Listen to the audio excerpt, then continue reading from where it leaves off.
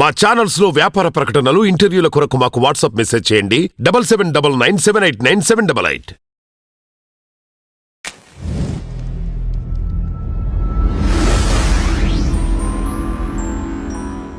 CM అనే ఆయన మనిషి అండి. సో ఈ వైరస్ని ఆపగలిగే శక్తి ఎవరికి లేదు. సీఎం పిఎం అందరూ ఎఫెక్ట్ అవుతారు. 60 ఎఫెక్ట్ అవ్వకుండా ఎవరు ఉండరు. నేను ముందే చెప్తున్నాను, మన అందరం కూడా ఎఫెక్ట్ అవుతాం.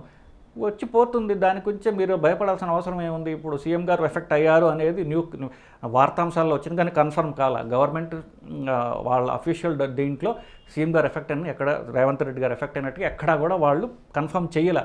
పైగా ఆయన December 25th కూడా ఆయన సోషల్ కార్యక్రమాన్నింటిలో పాల్గొనడం మనం చూసాం.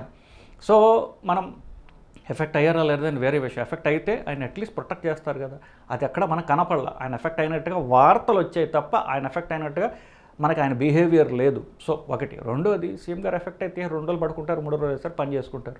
మనందరం కూడా అంతే. సో పైగా నేను చెప్పాను కదా, చెప్పింది ఒకటి ఉంది, ఈ వైరస్ని ఆపగలిగేది శక్తి ఎవరికి లేదు. అందరికీ వస్తుంది, మనకు అందరికీ ఇమ్యూనిటీ డెవలప్ అవుతుంది. వచ్చే సంవత్సరం మళ్ళీ చూసుకుందాం అంతే. సో దీని గురించి సీఎం పిఎం అందరూ ఎఫెక్ట్ కావచ్చు, ఎవరికి ఏమీ కాదు. సో ఇది మూడో చివరి ప్రశ్న అండి. నా పరంగా ప్రజల సందేశం ఏంటంటే, ఏం భయపడాల్సిన అవసరం లేదు. మాస్క్ వేసుకోండి, చేతులు శానిటైజర్తో శుభ్రంగా ఉంచుకోండి.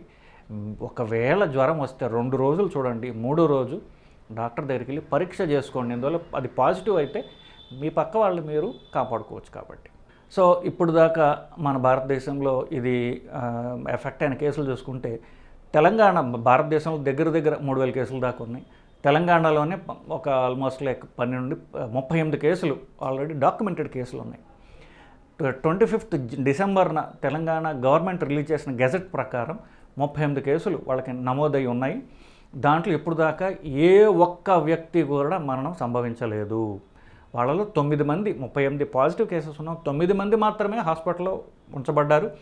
వాళ్ళలో అందరూ 95% రికవరీ రేట్ అని తెలంగాణ గవర్నమెంట్ ఇచ్చిన గెజెట్ ప్రకారం ఉన్నది.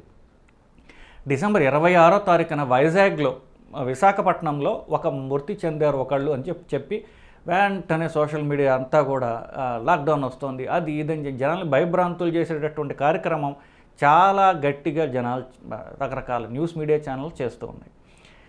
ఒక పక్క అది చాలా సింపుల్ వైరస్, ఇప్పుడు దాకా ఎక్కడా మరణాలే సంభవించలేదు అని చెప్తూ ఉన్నప్పుడు, ఇట్లాగా ఒక రకమైనటువంటి ఫాల్స్ నరేటివ్ క్రియేట్ చేయటం అనేది అది హానికరం. సో మీకు పూర్తి ఇన్ఫర్మేషన్ ఉన్నప్పుడు జనాల్ని మనం వాళ్ళ యొక్క భయాన్ని పారదోలే విధంగా మెడికల్ కమ్యూనిటీ ఉన్న న్యూస్ ప్రజలకు తీసుకెళ్లే న్యూస్ మాధ్యమాలు బాధ్యతతో వ్యవహరించాలి అనేది మీరందరూ తెలుసుకోవాల్సిన విషయం. జనాలు కూడా ఇక మనం భయపడుతుంటే భయపెట్టే వాళ్ళు 100 మంది ఉంటారు. సో మనం మాట్లాడే వాళ్ళ యొక్క కనీసం డిగ్రీలైనా చూడండి, వాళ్ళు మాట్లాడడంలో సైంటిఫిక్గా మాట్లాడుతున్నారా లేదని చూడండి. చెప్పేవాళ్ళు 100 చెప్తారు, అన్నిటికీ వినాల్సినటువంటి అవసరం లేదు.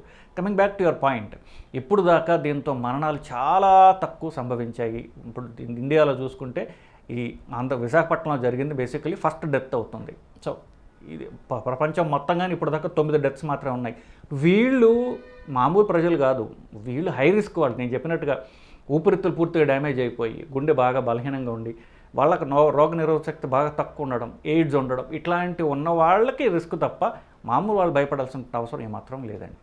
ఇప్పుడు మొదట మనం ఎంత మామూలు జలుబైన, ఇది కోవిడ్ని పక్కన పెడదాం, మామూలుగా వచ్చేటటువంటి వింటర్ వైరసెస్ వల్ల కూడా ఎవరికి ఎక్కువ రిస్క్ ఉంటుంది, ఎవరికి మనకి మామూలు జలుబు కావచ్చు, ఇంకొకరికి అది డిఫరెంట్ ప్రాబ్లమ్స్ రావచ్చు. అది ఎవరు అంటే హూ ఆర్ ఎట్ రిస్క్ అనేది తెలుసుకోవడం అనేది అవసరం. సో వాళ్ళెవరు? గుండె బలహీనంగా ఉన్నవాళ్ళు, ఆల్రెడీ ఊపిరితిత్తులు డ్యామేజ్ అయ్యి కొంత బలహీనంగా ఉన్నవాళ్ళు, రోగ నిరోధక శక్తి బలహీనంగా ఉన్నవాళ్ళు, ఫర్ ఎగ్జాంపుల్